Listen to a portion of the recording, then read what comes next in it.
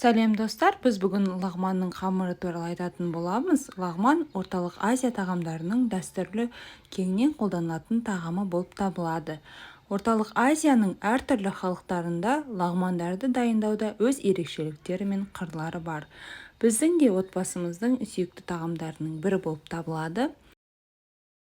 Құрамына ұн, тұзды су, жұмыртқа қоссаңыздар да болады, қоспасаңыздар да болады. Бірақ қамырды тығыз, кішкене қаттылау қылып илеген дұрыс, сонда жақсы жайылады. Және қамыр әбден ие қануы керек. Лағман ұннан қамыр илеп, оларды май жаға отырып созып, кеспе дайындау арқылы дайындалады. Кеспені суда қайнатып, суық сумен жуып, өсімдік майымен майлайды.